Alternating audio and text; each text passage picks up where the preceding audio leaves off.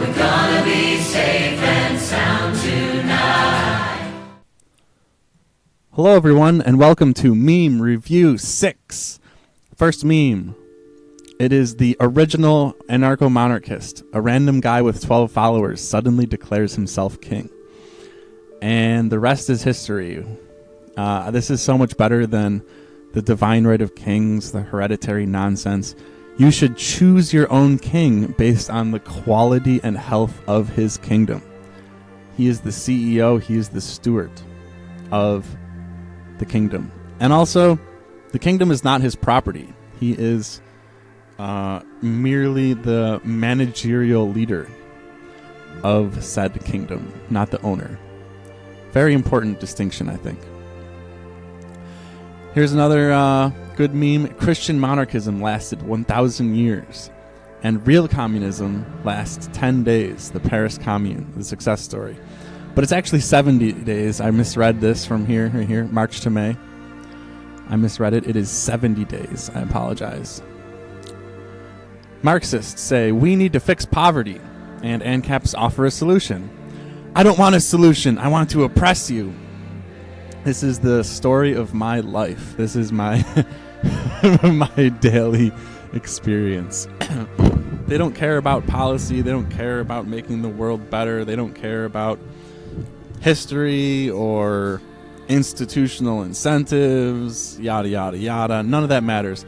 It's all about oppressing people that they deem evil. People that they deem Nazis and fascists. And everyone's a Nazi except for the Marxists. See how that works? So we have to kill everyone who's not a Marxist, says the not fascist. More on that later. Google Maps, circa 2030. We have the kingdom of Alpha Centauri. The monarch is Elon Musk. The population, 420,420. 5-star rating. Average affordability is like your rent. Average rent. Immigration, very difficult. And then, of course, you have your various hyperlinks that tell you about the kingdom. Wouldn't that be so nice on Google Maps? Could happen. Here's me and Michael Malice. Now, I think he took this as an insult and brushed me off. I don't think he actually watched the video. What a sad state of affairs where no one can set aside 6 minutes to make the world a better place. Have a lot of respect for old Mike Malice, though. Great guy, very smart guy. I love his philosophy. We have a lot in common, obviously. Next up, they feed us poison, so we buy their cures while they suppress our medicine. I love this one. This is like... this one's amazing. It just explains so much. I mean, this is poisonous. The cookie cutter suburbia. There's no, like, centralized greeting point. There was this...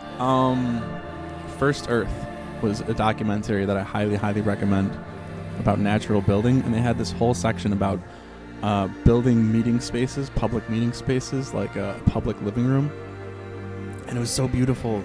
And like they painted everything, and they reclaimed an intersection, and it was so gorgeous. And it really highlights how far we've gone wrong, how much we've missed the mark on human existence. Really, everything's fucking GDP. It's all GDP. Nothing. There's no concern for quality of life or creativity whatsoever. It's like a complete afterthought. Or efficiency. That trifecta. Resource efficiency, quality of life, and what was the third one? Community? I don't know, human being a human. Anyway, I digress, getting off track. So we buy their cures, property tax and mortgage. And these are the 2 deadly sins. I don't know if you're familiar with the 2 deadly sins, but it is property tax and mortgages. While they suppress our medicine. It was nice version 7 with the gondola. Beautiful, beautiful screenshot. up next, this is a nice heady meme that is similar to my Venn diagram meme, if you're very familiar with my content. Probably not. So moving on.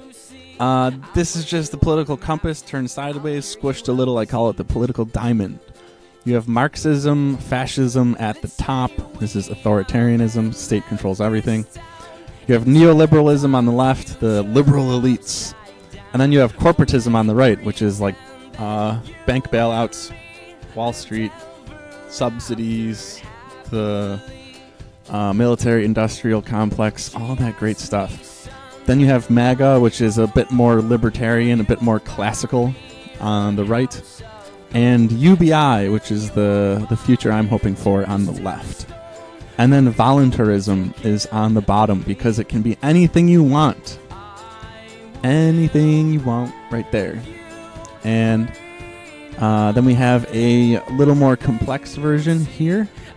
Marxism, fascism. This one is a little more confusing, so I separated them. Arcology is a little more left-wing. And Capistan going to be a little bit more right-wing. And then you have your UBI and MAGA as well, like you had before. This one's a little misleading, though, because I believe UBI and MAGA have much more in common than what might appear on the surface. So UBI and MAGA are actually much closer than this meme represents, than this meme lets off. So, moving on. Curious sightings during the 2021 ball drop. We have a very familiar statue. Does that look familiar? That looks very familiar. And then the mayor of New York, de Blasio, touching a crystal ball. He can see the future. And then you have yellow and purple anarchist style flag. This is the... Look at that, across from the bottom left to the top right, with the dark side on the bottom half, and then the color on the top half. Seem familiar, huh? Was there a certain method to the madness? And then purple is the color of royalty, and yellow is the color of capitalism. With hexagons below it. Where have I seen these things before? Very, very suspicious. The ruling class love to signal with this, like, in this subtle way that people might consider coincidence. People could theoretically say, oh, that's just a coincidence. Oh, that's just a coincidence. But it's not. The ruling class, they read social media too. Their employees read social media. Everyone is on the same page if they choose to be, in theory. And this is where the signaling comes from. Everyone being on the same page. Very curious. Going to be a strange year. 2021 will be a very strange year. Here is another comparison. This one's not really... There's no humor here, so I apologize up front. 10 to 20 stories, minimal sun, no greenery, still two-dimensional roads, no interconnectivity, horrible traffic, and even less parking. This is the downtown area, the place where I should even add on this. Land is in the millions of dollars in this. Then we have outside of the downtown area, 3 stories, some of them are 4, must be knocked down for further development, which adds unbelievable amounts of labor, unbelievable amounts of cost. No green rooftops, two-dimensional noisy road, and, of course, also a shortage of parking. So this is city living as we know it today. Now here we have city living of the future. 10 to 20 stories. Tons of sun, 100% green rooftops, 3-dimensional roads, very light traffic, and parking everywhere. Free parking everywhere. I come from a medium-sized city, and the idea of buying a parking spot or paying monthly for a parking spot is abhorrent to me. It is disgusting. And in arcology, no such thing will exist. Thank you, Jesus. Here's me looking at GameStop prices. I need to create a penny stock. I mean, that would be beautiful, wouldn't it? Stay tuned, ladies and gentlemen. We'll see what happens. So, yeah. If I get a penny stock, you all will be the first to know. And then, last but not least, the text is really hard to read. So on the left it says, creates prosperity by expanding production and increasing efficiency. Promises $400 a month in bills. That's including utilities. And a $300 UBI. That is per person. So you'd have 600 with 2 people. So your bills would be negative $200 a month. Suggests a 2-day work week, maybe even a 1-day work week if you think 2 days is too much. Has detailed plans and lots of mathematics. And then on the right, promises everything will be free and abundant forever by simply abolishing money. No one ever has to work again.